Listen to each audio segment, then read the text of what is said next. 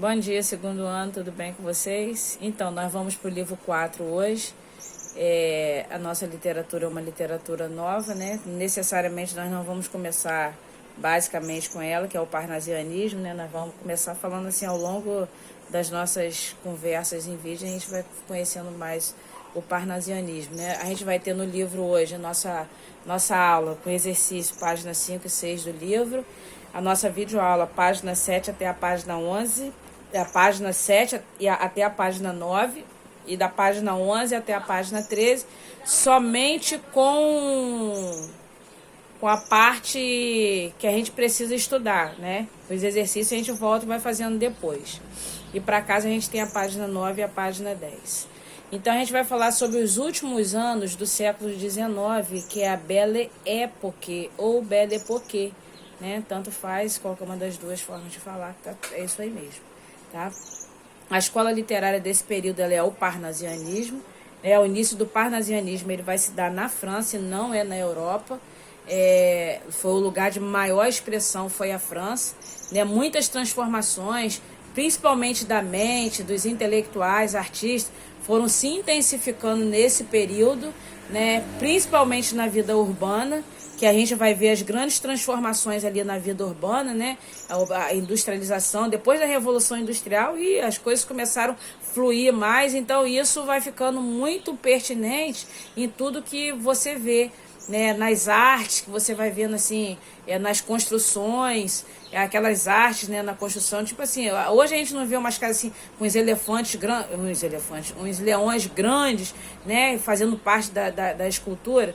Isso tudo aí vai começar a fazer parte dessa realidade, né, começando na Europa e mais na frente no Brasil também. Né? Então a burguesia ela vai ganhar o seu espaço, a nobreza já não tinha mais o valor que se tinha como antigamente, né? Agora esses novos ricos é que vão ascender, que vão ganhar o espaço deles. Os poetas, principalmente os poetas, não só os poetas, as pessoas de uma forma geral, tinham uma vida mais boêmia, uma vida mais noturna, né? Encontro em cafés, teatro, leituras de jornais, essas e outras coisas começaram a fazer mais parte ainda da vida das pessoas, que estavam principalmente ligadas à arte. Né? O capitalismo ascende, a vida fica mais voltada ao trabalho, à sobrevivência, isso tudo vai ganhar um forte espaço no meio social. Né? Na verdade, é o progresso, chegou o progresso, né? E por causa desse progresso que veio junto com a Revolução Industrial, né, é que a sociedade começou a viver um período de ostentação, entendeu? Justamente por causa disso, de ostentação, de luxo, né? E essa época de ostentação de luxo ela vai ser conhecida como Belle Époque, ou seja, a Bela Época, né? Com uma urbanização fortíssima, saneamento na urbanização, né? Porque a gente vai ter a favelização também e a gente não vai ter aquela estrutura de saneamento básico, né? Mas a gente vai ter isso aí nos grandes centros, né? Toda essa diferença, né?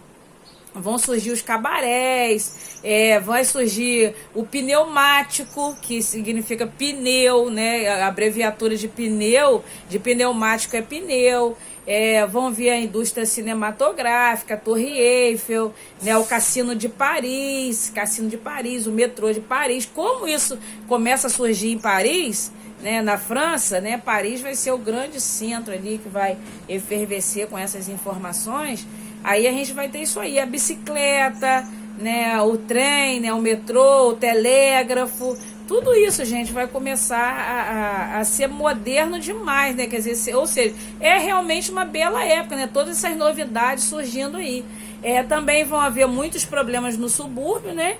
Como doenças que vão surgir por falta de saneamento, nessas localizações, né? Na verdade, a desigualdade social, ela vai persistir, entendeu? A gente não vai ter, acabou tudo, agora essa bela época em todos os ambientes, em todo setor, em todo lugar, de jeito nenhum, né? Com isso também novas formas de trabalho vão começar a surgir, inclusive o administrador de empresas, né? Porque as empresas elas vão surgindo, as indústrias vão surgindo, então uma nova forma de trabalho ela acaba surgindo. Como é que foi o parnasianismo na Europa? Ele vai surgir na Europa no final do século XIX, né? Com características literárias como a objetividade, a recusa do sentimentalismo. O parnasiano é muito interessante isso aí, porque a gente sempre, quando pensa em poesia, a gente sempre se remete a áreas sentimentais, as coisas sentimentais. O parnasianismo ele já não vai ter essa característica, entendeu? Ele vai trabalhar mais com a objetividade, com a racionalidade. Defendia a arte pela arte, né? É um ideal de perfeição, principalmente como a antiguidade clássica, e eles não eram apegados à vida social, a problemas sociais, né? Eles eram apegados muito mais a objetos. Falar de objeto, por exemplo, Olavo Bilac tem um poema chamado Vaso Chinês, e aí ele descreve esse vaso, na íntegra do vaso, em forma de poesia. Então é mais apegado a objetos, né? A sua escrita foi poética, mas mais preocupada com a forma, né?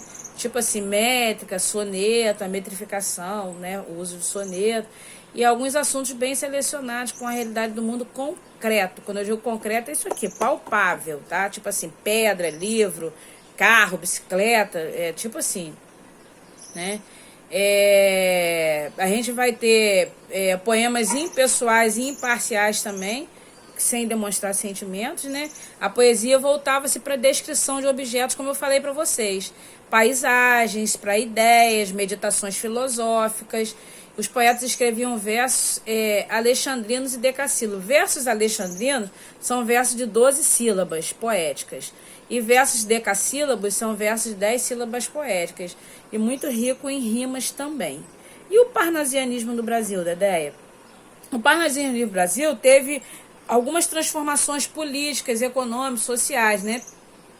O parnasianismo já chegou aqui no Brasil com o quê? Problemas assim de transformações, a proclamação da República, o trabalho assalariado, imigrantes chegando no Brasil, esse êxodo rural, né? Alguns problemas também vão surgir as fábricas, né? Por exemplo, fábrica de chapéu, que tinha que ser importado. Agora no Brasil já vai ter a fábrica de chapéu, fábrica de tecido, fábrica de cerveja, fábrica de sabão e outras coisas mais, né? Abriram também bancos, isso tudo aí a gente vai ter nesse período. Então o espaço urbano, ele foi também transformado, né? Houve essa transformação. E a elite brasileira começou a gostar dessas ideias do parnasianismo, né? Esses burgueses também do Brasil. Né? Como é que foram as manifestações do parnasianismo no Brasil? Ele vai iniciar no Brasil com a publicação de um livro chamado Fanfarras, de Teófilo Dias. Tá? Antes de iniciar a escola literária, houve uma batalha de Parnaso. O que foi essa batalha de Parnaso? Alguns poetas já parnasianos criticaram a poesia romântica, claro, já anunciando essa nova literatura, né? Essa nova estética literária. Essa batalha de Parnaso era uma batalha mais de combate aos ideais românticos, né? E acabaram caindo no gosto da elite brasileira, que se achavam parte da cultura universal. Não tem assim, quando tá aquela cultura nova, tudo sendo transformado, essa bela época também no Brasil. Então, minha filha, a elite aqui se achava internacional. Aí já viu, né? Então caiu no gosto deles essa forma de cultura, até porque vinha da França, né? E aí já viu, né?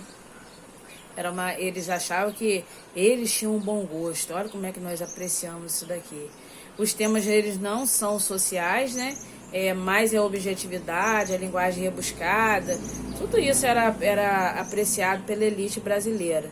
Né? O parnasianismo no Brasil também foi chamado de ideia nova, né? E mais tarde eles foram alterando seu estilo de escrita, trazendo um pouquinho mais da subjetividade para dentro dos seus textos. Os principais autores parnasianos, que a gente vai chamar de tríade parnasiana, foi quem? Olavo Bilac, Raimundo Corrêa e Alberto de Oliveira. Pessoal, lá na página 13 do livro, vocês vão ter algumas características que é bom vocês darem uma olhadinha lá. É basicamente tudo que a gente já falou aqui. Tá bom? Até daqui a pouco. Um beijinho. Fique com Deus.